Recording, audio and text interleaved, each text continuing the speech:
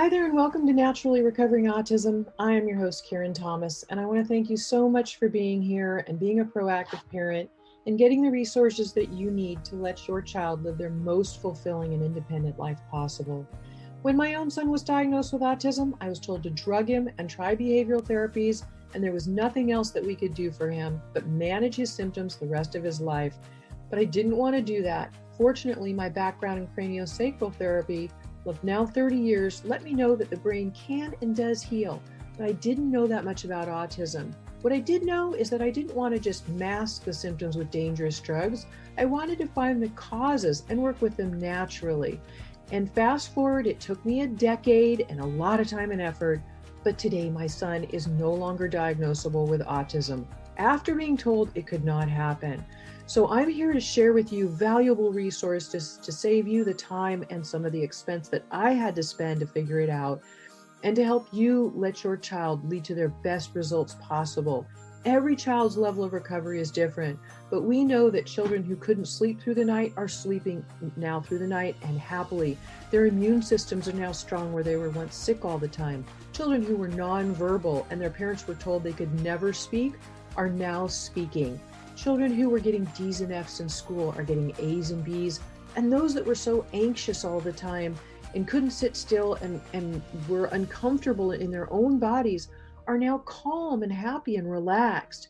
And they're leading fulfilling and independent lives with friends. This is what we want for our kids. So I'm here to share the resources with you so that you can get the best results for your child, the best possible. And you can start that right now with my free download of the top 7 foods to eliminate beginning today, of the top foods that are the most inflammatory and toxic that are contributing to those physical and behavioral symptoms of autism that your child is having. They're making his life uncomfortable. So you can get that right now at naturallyrecoveringautism.com/7 foods. And feel free to share that with anybody you know who would be interested. And I will also link to it in today's show notes. There's, of course, a lot more than diet, but this is something you could start doing today that will begin to reduce those symptoms. And I'm happy to share everything I can with you. So right now, let's dive into today's episode. In today's episode, I'm going to talk about a subject where a lot of people do intermittent fasting, and fasting is really popular for knowing of some benefits that it can offer, but not when somebody has autism or an autoimmune issue.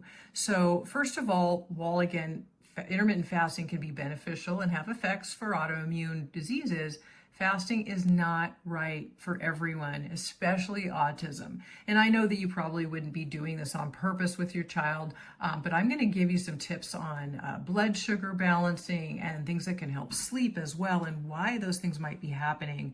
So again, we're back to intermittent fasting can be detrimental for people with autoimmune issues because it can potentially exacerbate their condition, because it's putting additional stress on the immune system, which is already dysregulated in autoimmune diseases.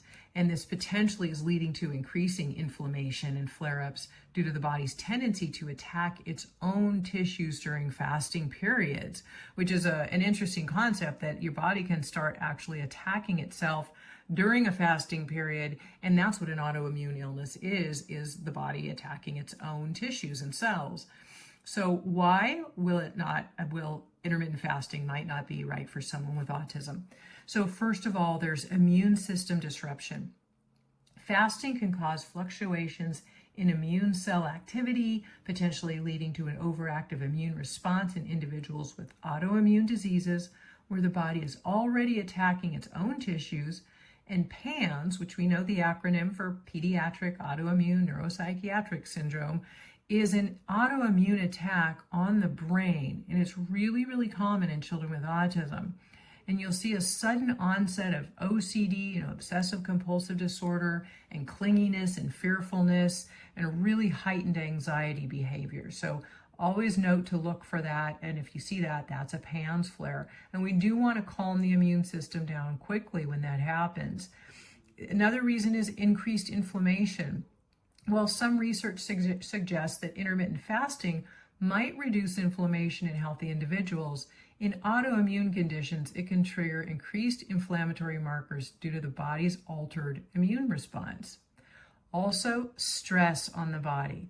The stress of fasting can further exacerbate autoimmune symptoms. And if your immune system is fragile and you're constantly having flare-ups, you might want to avoid fasting until your body is a lot stronger. So what can you do instead? Now, I think it's always important to give you solutions and other ways to, help yourself. And I'm going to get into some things that affect sleep that I know is going to be really helpful for parents with children with autism, and maybe even yourself wondering, why am I waking up in the middle of the night? So a couple of things here. First, focus on a balanced, healthy diet. Of course, controlled portion sizes, regular exercise, and mindful eating habits to achieve similar health benefits, prioritizing nutrient-dense foods and limiting processed options, and essentially managing your overall calorie intake without strict fasting windows. Of course, ketogenic diets are very popular for this reason, and a ketogenic diet is primarily consisting of high fats, moderate proteins, and very low carbohydrates.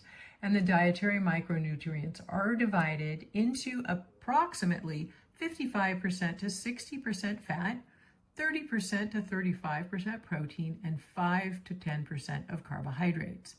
And I'm going to talk about healthy carbs here in a minute. So in my episode 210, Healthy Carbs, Candida Control, and What You Can Do to Soothe Autism Symptoms, which again, I will link to in the show notes for you. In that episode, we discussed how low-carb diets can be potentially sleep disruptive and anxiety-provoking if candida overgrowth is still strong and candida is eating up all of the glucose that our brain needs. And this is really common for sleep disorders. And I discuss in detail in my podcast episode number 133 also how to improve sleep tied to candida-induced hypoglycemia. Yes, candida can actually induce hypoglycemia because of this fasting period when we sleep that we're not eating, and the candida is eating up all the glucose in the body, and then the brain is starving for that sugar and that glucose, so it wakes us up to eat. In this case, hypoglycemia is really hard also on the adrenal glands. It is a challenge during the day, of course, but also really hard on your system at night. Again, during sleep, candida feeds on your blood sugar. This stresses the body and the brain, and your glucose levels are lowered significantly. Your brain relies on the right amount of glucose to function properly. Therefore, this stress during sleep overworks the adrenal glands due to the imbalance in blood sugar. Now, when the adrenals become fatigued, it also creates an imbalance in your thyroid gland. When cortisol release becomes dysregulated or deregulated by the adrenal glands, it can result in adrenal fatigue. The adrenals will often release too much cortisol, and a common symptom is waking in the night, usually around 3 a.m. So if you notice this happening, this can be a sign for you. When blood sugar drops, it causes low glucose levels in the brain. Thus, the brain's energy supply is low, and it causes the brain to secrete toxins such as glutamate. The result is negative behavior and miswiring in the brain. This is especially disruptive when the brain is developing and also causes more adrenal problems. Some symptoms of low blood sugar are hyperactivity and inability to handle emotions and aggressive behavior. So another solution, or a solution for this, is before bed, helping to balance the blood sugar while they sleep or while you sleep. So some people with this blood sugar imbalance need to actually have a snack before bedtime. So to help improve your sleep, experiment, if this is right for you or not, experiment with feeding your child a snack at bedtime, one that has some protein with a little bit of fat and a little bit of carbohydrate, such as a bite or two of a protein bar or a little bit of almond butter on a slice of apple. And if giving a snack again if your child wakes up in the middle of the night. And here is why it can help with the sleep. Because almost every child on the autism spectrum has candida overgrowth, right? Something we definitely work with. I work with people with that all the time. When I was recovering my son, it was one of the hardest things to figure it out, and I have figured it out. But it is so important to know that candida overgrowth causes so many issues. Candida eats sugar or glucose in the blood at night, and then the brain doesn't have enough food or blood sugar again to feed the brain. When the brain gets hungry, it signals the adrenals to tell the liver to release more glucose into the blood, more sugar, right? The adrenals have now been doing this since birth for a lot of people. So, we're born with often candida overgrowth that can be passed in utero from mom. And so what happens is the adrenals, from doing this on and on and on, get worn out and fatigued, and then they can no longer really do their job efficiently. So the brain stays hungry. As it needs food, it wakes your child up to try and get some. It wakes us up to say, feed me. The snacking will provide the additional glucose that it needs, and the protein and fat slow the digestive process, which is a good thing, so that the glucose is released over time instead of all at once, and it'll last a lot longer over time. So this snacking can often be helpful for people with sleep issues like this. So the answer is everyone is different, and we need to listen to what our unique body is telling us. Remember, not all carbs are created equal. Whole carbs that are minimally or not processed and contain the natural fiber found in that food naturally, while refined carbs have been processed more and have had the natural fiber removed or changed. And these refined or processed carbohydrates turn to sugar in the body and cause blood sugar spikes that can lead to diabetes and weight gain. And their sugar also feeds candida and other pathogenic microbes in the gut. That white bread, the crackers, the pizza dough, it all has to go. It's inflammatory and it causes disruption and breakage in the lining of the gut, triggering more food allergies too. So hopefully this can help remind you not to give them the bad foods. You can add some grain-free, grains are bad, grain-free whole food carbohydrate foods in the diet, such as cassava, and I'll offer you in the show notes a cassava tortilla recipe that's very good. A little bit of amaranth or a little bit of millet are okay too. So do this only in moderation, as too much carb is not a good thing, but a little bit of it and the right kind, a healthy whole food kind, can be fine. This is not a license to overload on it, as this can still feed the candida and end up creating too much sugar in the body, causing insulin or blood sugar spikes. So make sure you are keeping it in low, moderate levels. The solution is to eat healthy carbs along with some vegetables for fiber and moderate amounts of organic protein. Hypoglycemia is a condition that comes from low blood sugar or glucose, and behavioral outbursts, anxiety, a lack of ability to think clearly, all come from the brain being starved of its energy supply. And when it has been too long since our last meal or snack, blood sugar drops and our brain can't function properly. If we eat too many sugars and refined carbohydrates, our body responds by releasing large amounts of insulin to counteract the effects of all the sugar. And this is especially hard on the liver and can cause it to become congested, creating further physical and behavioral problems. Remember, the liver is the organ of detoxification, and it is already congested in children with autism, so we do not want to add to this problem. Foods higher on the glycemic index also have a greater likelihood of creating hyperactivity and then a sugar crash with lots of loss of energy within an hour or two after consumption. So we don't want to feed, we don't want to use protein in excess, as too much can actually be hard on the liver too. So again, everything's in moderation. Small amounts that are spread out throughout the day and at different meals will suffice to keep blood sugar balanced.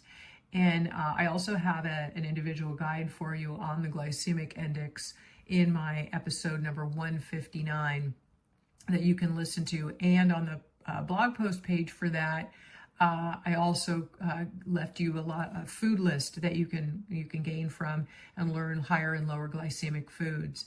Adrenal fatigue, hypoglycemia, is very hard on the adrenal glands and can contribute to adrenal fatigue, and this can be dangerous. It's a challenge during the day, but it's very hard on your system at night. And during sleep, again, that candida is feeding on that blood sugar, creating hyperactivity and negative behaviors after that blood sugar drops, because the brain again has low glucose and that energy supply is low. So this hyperactivity and all these things are very important. And again, that episode of how to improve sleep tied to candida-induced hypoglycemia, episode number 133, I will link to in the show notes for this episode. You want to combine fats, carbohydrates, and proteins at each meal. Eat plenty of vegetables, but avoid fried foods, gluten, corn, cow's milk, and caffeine.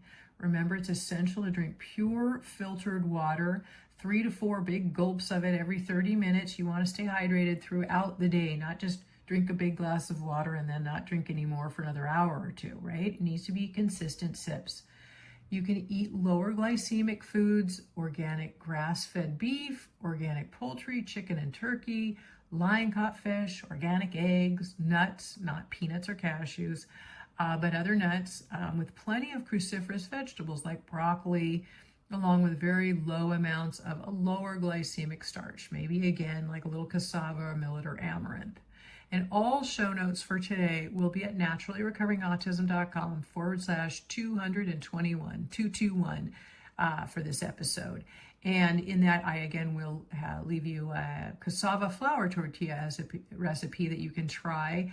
And I give links to a better quality cassava flour that tends to have lower histamine issues and other things that we've talked about and other issues. So it's a healthier product and something that, you can go ahead and try making for yourself and your child and make a healthy tortilla wrap with it if that's something you do. I also myself enjoy, lettuce wraps. I use large pieces of organic romaine, that act as like a type of, surrounding type of, I want to say bread, but it's not really bread.